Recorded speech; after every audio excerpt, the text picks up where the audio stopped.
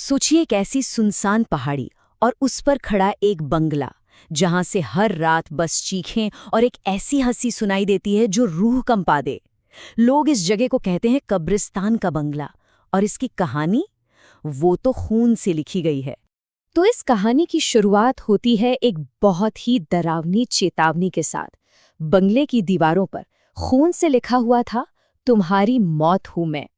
ये कोई मजाक या खोखली धमकी नहीं थी, नहीं, ये तो उस बंगले में छुपे शैतान का सीधा सीधा ऐलान था। अब इस पूरी कहानी के सेंटर में है मार्था, एक नई कैथोलिक नन जिसके दिल में समाज के लिए कुछ अच्छा करने का जुनून था। उसे जरा भी अंदाजा नहीं था कि उसका ये नेक इरादा ही उसे सीधे शैतान के दरवाजे तक ले जाएगा। मार्था का सपना था कि वो उस पुराने वीरान पड़े कमिश्नर बंगले को अनाथ बच्चों के लिए एक हॉस्टल बना दे। मतलब सोच तो कितनी अच्छी थी, है ना? पर फादर स्टीव ने उसे साफ साफ चेताया था। उन्होंने कहा कि उस बंगले पर समझ लीजिए बुरी ताकतों का साया है और वो जगह किसी भी लिहाज से सेफ नहीं है। इतना ही नहीं, फादर स्टीव ने एक और बहुत ज़रूरी हिदायत दी थी। उन्होंने बंगले में एक दरवाजे के बारे में बताया जो जंजीरों से बंधा था, और उनकी वार्निंग बिल्कुल साफ थी, कुछ भी हो जाए उस दरवाजे को कभी मत खोलना। और यही वो चेतावनी थी जिसे नज़रअंदाज करने की कीमत बहुत बहुत भारी पड़ने वाली थी। खैर, मार्था अपनी दोस्त क्रिस्टीना के साथ उस बंगले में पहुंची गई। शहर के शोर शराबे से कोसों दूर इस जगह पर मौत जैसा सन्नाटा पसरा था। और रही सही कसर, बगल में बना वो पुराना कब्रिस्तान पूरी कर रहा था, जो इस खामोशी को और भी भयानक बना रहा था। और अजीब घटनाएं पहली ही रात से शुरू हो गईं। आधी रात का वक्त बंगले के मेन गेट पर कोई जोर जोर से दस्तक देने लगा। अब सवाल ये था कि इतनी सुनसान जगह पर इतनी रात गए भला कौन हो सकता था? फादर की चेतावनी को भूलकर मार्था ने दरवाजे से जंजीर हटाई और उसे खोल दिया। सामने घुप अंधेरे में एक नन जैसी परछाई खड़ी थी। वो कुछ बोली नहीं, बस चुपचाप मुड़कर जाने लगी। और जैसे ही मार्था ने पलट कर देखा, वो परछाई वहां से गायब हो चुकी थी। अगली रात वो दस्तक फिर से गूंजने लगी, लेकिन इस बार आवाज और भी तेज थी और भी खौफनाक। ऐसा लग रहा था मानो कोई दरवाजा तोड़कर ही अंदर घुस आना चाहता हो। दोनों ने हिम्मत करके जैसे ही दरवाजा खोला, वहां कोई नहीं था। बस हवा का एक तेज झोंका अंदर आया और उनकी नजर दूर जाते एक काले साए पर पड़ी जो सीधा कब्रिस्तान की तरफ जा रहा था। दोनों उस साए के पीछे पीछे गईं और कब्रिस्तान में एक कब्र के पास पहुंची, जहां वो साया गायब हो गया था। उस कब्र पर नाम लिखा था हेड नन एलिजाबेथ। ये वही नन थीं जो सालों पहले इसी बंगले में हॉस्टल चलाया करती थीं। और तभी अचानक पूरे कब्रिस्तान में किसी की जोर जोर से हंसने की आवाज गूंजने लगी। एक ऐसी डरावनी हंसी जो किसी भी इंसान की तो बिल्कुल नहीं लग रही थी। और फिर उन्होंने उसे देखा, एक पेड़ से उल्टी लटकी हुई, एक चुड़ैल जैसा भयानक चेहरा लिए वही शैतानी नन।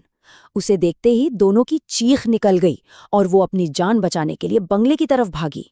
क्रिस्टीना तो इतनी डर गई थी कि वो फौरन वहां से भाग गई, लेकिन मार्था, वो अजीब तरह से वहीं रुक गई, जैसे कोई अनजान ताकत उसे उस जगह से जाने ही नहीं दे रही थी। उसने उस शैतानी बंगले को छोड़ने से मना कर दिया। और बस उसी पल वो शैतानी नन बंगले के अंदर प्रकट हो गई और उसने ऐलान किया, तुम्हारी आत्मा मेरी हुई। अब ये मार्था और उस शैतान के बीच आमने सामने की जंग थी। उस शैतान ने अपनी ताकत से मार्था को हवा में उठा लिया। ऐसा लग रहा था मानो किसी ने उसका गला दबोच लिया हो। वो मार्था की आत्मा और उसका खून पीकर और भी ज्यादा ताकतवर बनना चाहती थी। मार्था की हालत बिगड़ती जा रही थी, वो लगभग बेहोश थी। लेकिन तभी दरवाजा तोड़कर फादर स्टीव वहां पहुंच गए। वो उस शैतान से मुकाबला करने के लिए पूरी तरह तैयार थे। फादर स्टीव ने फौरन अपनी जेब से पवित्र जल निकाला और उस शैतानी नन पर फेंक दिया। होली वाटर पड़ते ही उसका चेहरा बुरी तरह जलने लगा और गायब होने से ठीक पहले वो बदला लेने की कसम खाकर गई। तब जाकर फादर स्टीव ने उस बंगले का वो काला सच बताया जो सबसे छुपा था। देखिए, कहानी शुरू हुई थी कोई 2 दशक पहले, तब सिस्टर एलिजाबेथ यहाँ लड़कियों का एक हॉस्टल चलाती थीं। सब ठीक था जब तक हॉस्टल की एक स्टूडेंट ने काला जादू करके नर्क से एक शैतान को नहीं बुला लिया। फिर जो हुआ वो भयानक था। उस शैतान ने पहले तो उसी लड़की को अपना शिकार बनाया और फिर एक एक करके हॉस्टल की सभी लड़कियों को मार डाला और उनकी आत्माओं को अपना गुलाम बना लिया। और अंत में उसने सिस्टर एलिजाबेथ की भी जान लेकर उनके शरीर पर ही कब्जा कर लिया। फादर स्टीव ने मार्था को तसल्ली दी और कहा कि अब चिंता की कोई बात नहीं, वो शैतान लंबे समय तक वापस नहीं आएगा। मार्था को भी लगा कि शायद अब खतरा टल चुका है। लेकिन ये एक झूठ था। फादर स्टीव ये बात अच्छी तरह जानते थे कि उनका पवित्र जल उस शैतान को हमेशा के लिए खत्म नहीं कर सकता, बस कुछ वक्त के लिए दूर भगा सकता था।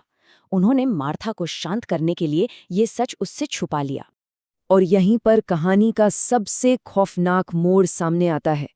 असलियत ये थी कि वो शैतान इतने सालों से उस बंगले की दीवारों में कैद था, बंधा हुआ था।